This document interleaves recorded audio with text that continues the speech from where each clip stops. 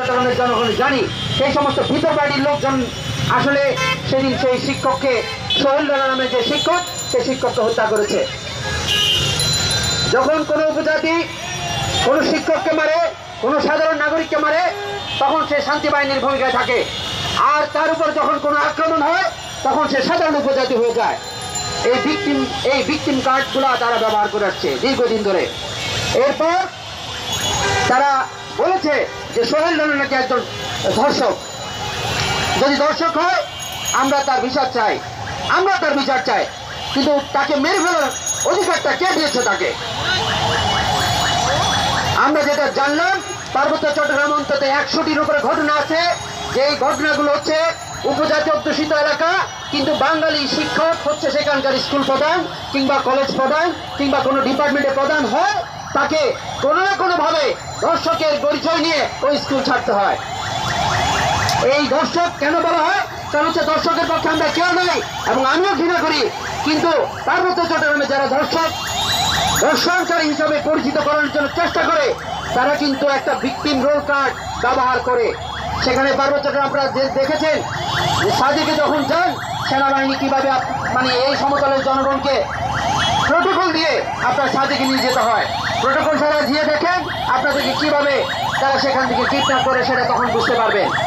আজকে আমাদের সমতলের কিছু বাঙালি ভাইয়েরাও আছেন যারা এই ষড়যন্ত্রকারীদের এই ভিকটিম রোল যারা প্লে করে, তাদের বিরুদ্ধে কথা না বলে, ষড়যন্ত্রকারীদের বিরুদ্ধে কথা না বলে, বরঞ্চ ওখানকার স্থানীয় বাঙালিকে তারাও আবার সেকুলার বলে। খুব অচিরেই আপনাদের বিরুদ্ধে ব্যবস্থা নেওয়া হবে। প্রিয় উপস্থিতি, সোহেল রানা স্যারকে তারা হত্যা করলো, হত্যা করে এখন তারা কর্মসূচি দিয়েছে যে বাজার বর্জন কর্মসূচি। আমরা বলতে চাই, বাজার বর্জন কর্মসূচি দিলে এই ক্ষতিটা কার হবে? সাধারণ উপজাতি যারা আছে, যারা কোনো সংঘাতের সাথে নাই, লুটপাটের সাথে নাই, যারা কোনো ষড়যন্ত্রের সাথে নাই, তারা ক্ষতিগ্রস্ত হবে। তাদেরকে ওখান থেকে বের হতে দেওয়া হবে না। তাহলে বাংলাদেশের প্রশাসন, বাংলাদেশের সেনাবাহিনী, বাংলাদেশের রাষ্ট্রযন্ত্র কেন বসে আছে? তারা যে ষড়যন্ত্রগুলো করছে, সেই ষড়যন্ত্র বন্ধের জন্যই আমি বলবো অচিরেই, অতি সত্বর সেই পার্বত্য চট্টগ্রাম থেকে যত অস্ত্র আছে সেই অস্ত্র উদ্ধার করার জন্য তারা যেন অভিযান দেয়। যদি সেনাবাহিনী সেই অভিযান না দেয়, তাহলে কিন্তু পার্বত্য চট্টগ্রামে এই ভারতের মদতপুষ্ট এই সন্ত্রাসী গোষ্ঠী পার্বত্য চট্টগ্রামকে অস্থির করে তুলবে।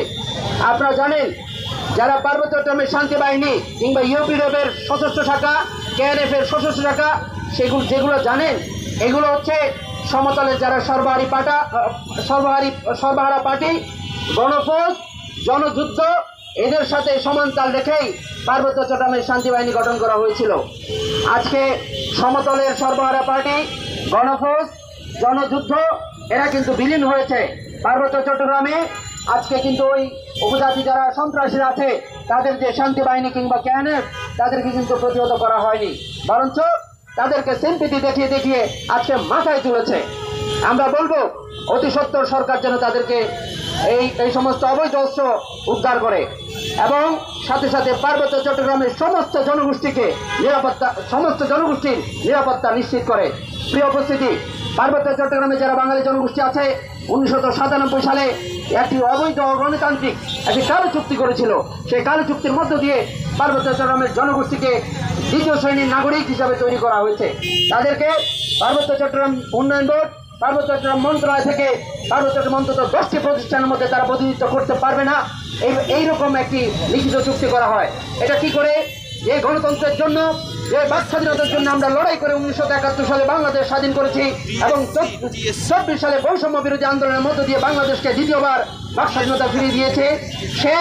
সেই দেশের মধ্যে কি করে একটা জাতিগোষ্ঠীকে, একটা জনগোষ্ঠীকে শুধুমাত্র বাঙালি জনগোষ্ঠী হওয়ার অপরাধে তাদেরকে তাদের সাংবিধানিক গণতান্ত্রিক অধিকার থেকে বঞ্চিত করে আমরা জানি না। ডক্টর মোহাম্মদ ইউনূস সাহেব, আমরা আশা করি আপনার মধ্য দিয়ে এই পার্বত্য চট্টগ্রামের সেই সমস্যার সমাধান হবে। যদি আপনি বৈশ্বিক মানুষ, আপনি পার্বত্য চট্টগ্রামের সেই সমস্ত বাঙালি জনগোষ্ঠীর অধিকার নিশ্চিত করবেন, সেটা আমরা আপনার কাছে আশা রাখি। যদি আপনিও ব্যর্থ হন, তাহলে কিন্তু পার্বত্য চট্টগ্রামের জনগোষ্ঠী তাদের সিদ্ধান্ত নেবে তারা কিভাবে এই সমস্যা সমাধান করতে হয়। এই বলে আমি আমার বক্তব্য এখানে শেষ করছি। আল্লাহ হাফেজ।